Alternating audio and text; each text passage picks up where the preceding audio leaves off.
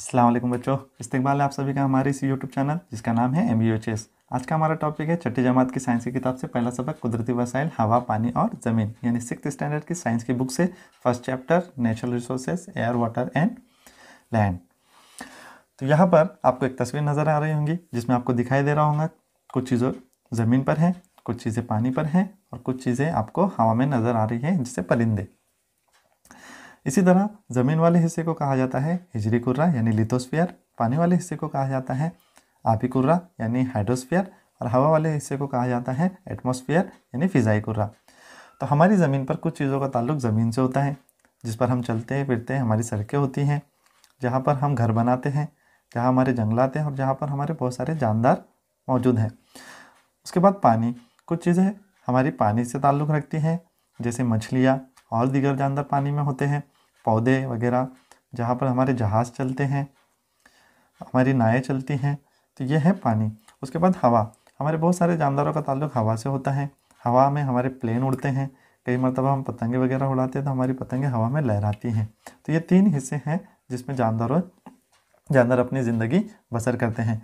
इन तीनों चीज़ें जैसे हिजरी कुर्रा लिथोस्फीयर, आबी कुर्रा यानी हाइड्रोस्फीयर और फिज़ाई कुर्रा यानी एटमॉस्फेयर, इन 3 चीज़ों को एक साथ कहा जाता है बायोस्फीयर यानी हयाती कुर्रा। हवा, पानी और ज़मीन हम जानदारों के लिए बुनियादी चीज़ें हैं, हमारी ज़रूरतों को पूरा करने के लिए और हमारी आगे की ज़िंदगी को बाकी रखने के लिए। उसके बाद आते हैं हमारी ज़मीन की तरफ। यह है हमारी ज़मीन। यहाँ आपको 2 चीज़ें दिखाई दे रही होंगी, एक ज़मीन और एक पानी। तो हमारी जो ज़मीन है इसकी तय 2 चीज़ों से बनी हुई है, एक पानी यानी कि हाइड्रोस्फीयर आबी कुर्रा और एक ज़मीन यानी हिजरी कुर्रा लिथोस्फीयर। और हमारी जो ज़मीन है इसको हवा के गिलाफ ने पूरी तरह से घेरा हुआ है। तो ये तीनों कुर्रे मिलकर हमारा बनता है बायोस्फीयर यानी हयाती कुर्रा।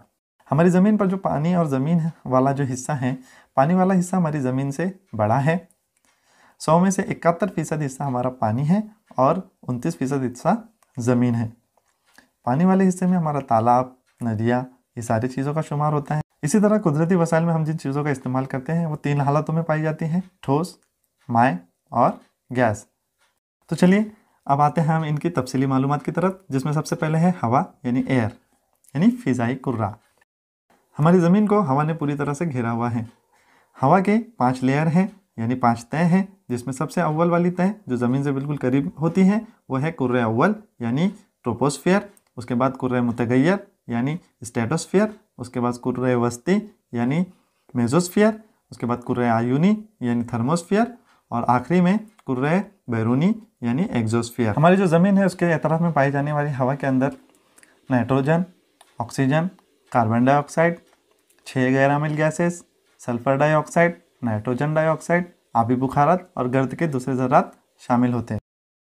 तो अब आप समझ गए होंगे कि हमारे ज़मीन के एतराफ़ में जो हवा पाई जाती है वो बहुत सारी गैसों का आमेज़ा है यानी मिक्सचर है और हमारे फिज़ाई कुर्रे यानी एटमॉस्फेयर का एक अहम हिस्सा है। हवा में गैसों के साथ साथ गर्द के ज़रात यानी डस्ट पार्टिकल, आबी बुखारात यानी वाटर पार्टिकल्स भी पाए जाते हैं। और हमारी ज़मीन की सतह यानी सरफेस के करीब में जो हवा है उसमें गैसों का तनासुब यानी प्रोपोर्शन बहुत ज़्यादा होता है और जैसे जैसे दूर हो जाए, जैसे जैसे हम ऊपर जाए, ये दबाव और ये तनासुब कम होता जाता है। हवा के अज्जा का तनासुब आपको इस शक्ल में दिखाई दे रहा होगा। कुछ चीज़ें हैं जिनका तनासुब यहाँ दिया हुआ है, जैसे नाइट्रोजन 78%, ऑक्सीजन 21%, आर्गन 0.9% और दूसरी जो गैसेस है दीगर वो है 0.07%। उसके बाद कार्बन डाइऑक्साइड 0.03%। हवा में पाई जाने वाली गैसों के कुछ इस्तेमाल। Nitrogen helps living things to build the necessary proteins. It is useful in the production of ammonia and in airtight packaging of foodstuffs. यानी नाइट्रोजन जानदारों को ज़रूरी प्रोटीन की दस्तयाबी में मददगार है और अमोनिया की तैयारी और ग़िज़ाई अशिया को बंद डिब्बों में पैक करने के लिए इस्तेमाल होती है। उसके बाद oxygen necessary for respiration in living things and for combustion. Oxygen जानदारों में अमल तनफ़ुस के लिए ज़रूरी है। अमल तनफ़ुस जब हम सांस लेते हैं तो हमारे जिस्म में, हमारी बॉडी में ऑक्सीजन दाखिल होती हैं जो हमारे लंग्स में जाती हैं।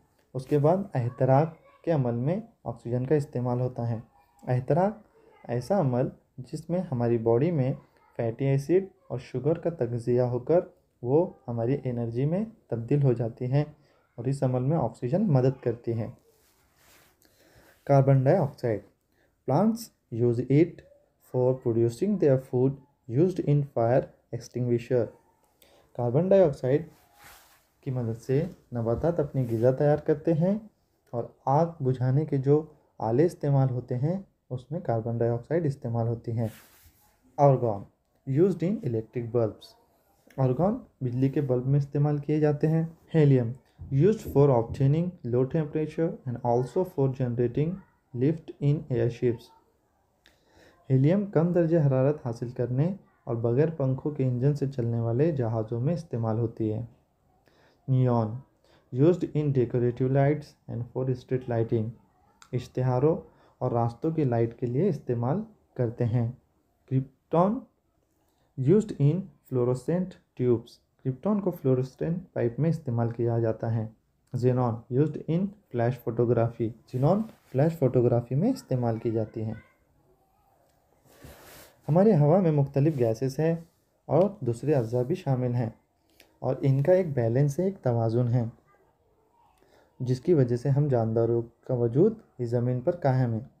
हमारी ज़िंदगी के लिए ज़रूरी सूरज की जो रोशनी और उसकी हरारत हमारी ज़मीन तक पहुंचती हैं, उसी के साथ साथ कुछ नुकसानदेह शुआएं भी होती हैं जिनसे बचाने का काम हमारा एटमॉस्फेयर करता है। एटमॉस्फेयर हमारा एक छन्नी की तरह होता है। जिस तरह हम बारिश में छाते का इस्तेमाल करते हैं बारिश से बचने के लिए, धूप से बचने के लिए, उसी तरह से एटमॉस्फेयर काम करता है। गर्द यानी डस्ट, बादल यानी क्लाउड, बर्फ़, आइस, ये बारिश वगैरह सब ये कुर्रे हवा यानी हमारे एटमॉस्फेयर की वजह से वजूद में आते हैं। अब आपको कुछ तस्वीरें दिखाई दे रही होंगी जिनसे धुआं खारिज हो रहा है और आपको धुआं निकलते हुए नज़र आ रहा है।